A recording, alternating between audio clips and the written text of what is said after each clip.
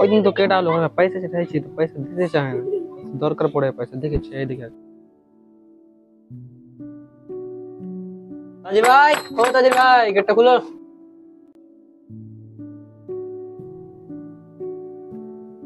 আসসালামু আলাইকুম ভাই। ওয়ালাইকুম আসসালাম। তো এখানে আসার কারণ? বলছি আপনি যার কাছে খাসিটা নিয়েছিলেন ঈদের 2-3 দিন আগে, কিছুটা টাকা আপনি বাকি রেখেছিলেন, ওই টাকাটাই নিতে এসেছি। এখন অসুবিধা আছে বলে আমি আপনার কাছে টাকা নিতে এসেছি। আপনি বলেছিলেন নিজে মনে দিয়ে দিবেন, কিন্তু আপনি হয়তো ভুলে গেছেন। আপনি যদি এখন টাকার ব্যবস্থাটা করতে পারেন একটু ভালো হবে। ও আচ্ছা আচ্ছা, ওই সেই 5,000 টাকা বাকি ছিল, এটাই তো। তো এই সামান্য একটু টাকা দিয়ে দেবো দিয়ে দেবো, ওগুলো টেনশন করতে হয়? ঠিক দিয়ে দেবো। এখন তো টাকা সেরকম নাই, বলেই দিয়ে দেবো, একদম ঠিক দিয়ে দেবো। আগে আসতে হবে না, আমি নিজে যেয়ে দিয়ে দেবো।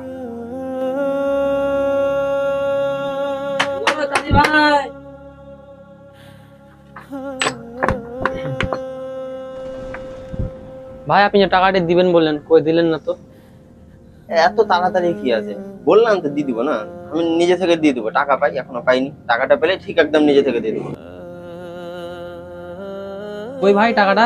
বললাম না দিয়ে দেবো দিয়ে দেবো, আমি হোক ঠিক দিয়ে দেবো।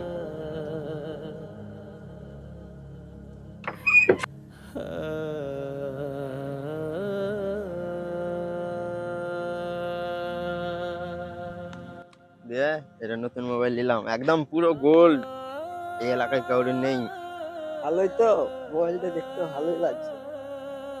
কতটা নিলা? ওই বেশি পড়েনি, কম সমে পড়েছে। ওই 30,000 টাকা নিলে।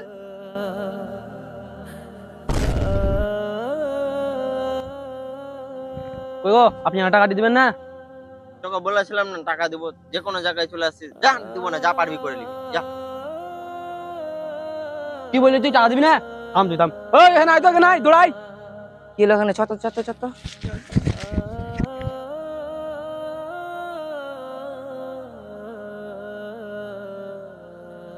মার আগে, মার মার মার।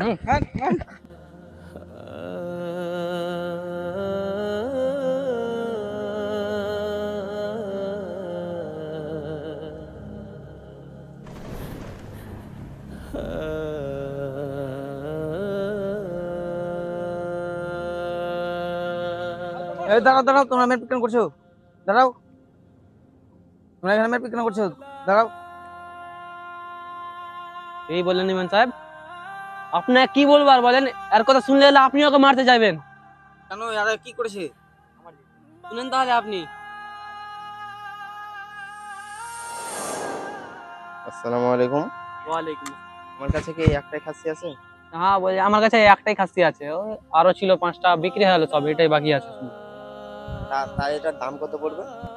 দাম তো বেশি না, ওই লাস্ট খাসি আছে, আপনার কাছে কম করে ধরে 15,000 টাকা দিবেন। 15,000 তো বেশি হয়ে যাচ্ছে, একটু কম সম করেন, ওই 10,000 নেবেন। আপনি এই খাসিটাকে দেখেছেন? ওজন কত হবে, চেহারা কত সুন্দর আছে, খাসিটা ঠিক না কত? আপনি একটা কাজ করেন, 1,000 টাকা কম দিয়ে আপনি 14,000 টাকা দিবেন। 14,000? না না, 14 না, শোনেন, আপনারও না আমারও না, 12,000 টাকা নিন। আচ্ছা ঠিক আছে, 12,000 টাকাই দিন। আচ্ছা, তোমাকে আমি ফোন পে করে দিচ্ছি, তোমার নাম্বারটা বলো।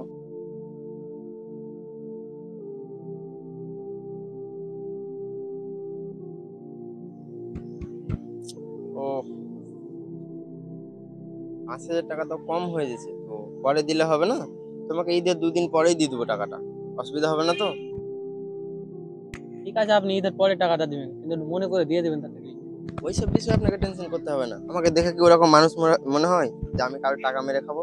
অবশ্যই দিয়ে দেবো আমি, সময় লাগবে না। 2 দিন কি 2 দিনের আগেই দিয়ে দিতে পারি। এখন একটু টাকাটা নাই তো, তার কারণে অসুবিধা হচ্ছে, নাহলে দিয়ে দিতাম, এখনই দিয়ে দিতাম। টেনশন করিও না, আমি নিজে থেকে টাকাটা দিয়ে দেবো। এখন এটা পাঠিয়ে দিলাম। হ্যাঁ, চলে গেছে।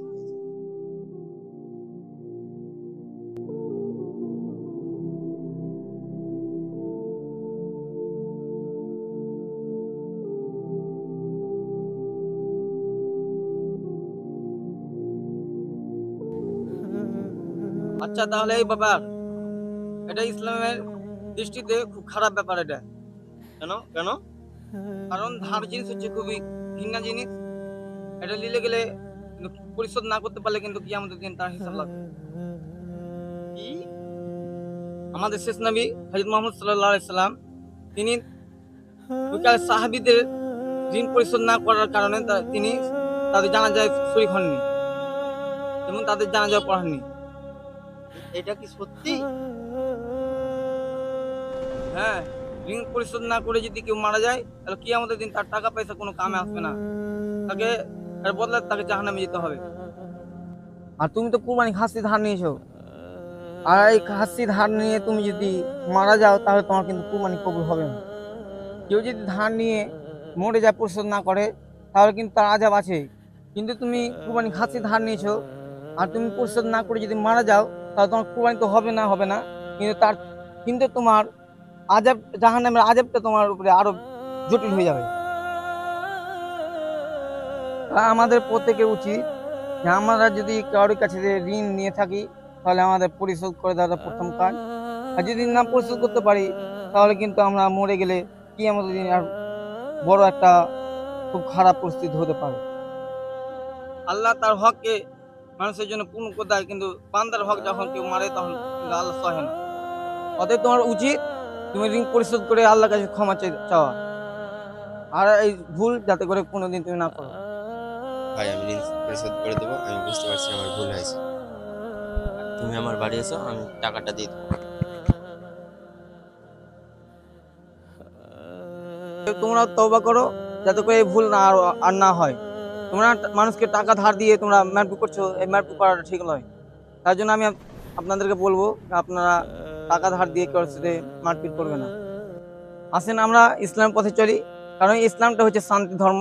এই শান্তি ধর্মতে যদি আমরা ভালোভাবে চলতে পারি তো অবশ্যই আমাদের শান্তি ফিরে আসবে।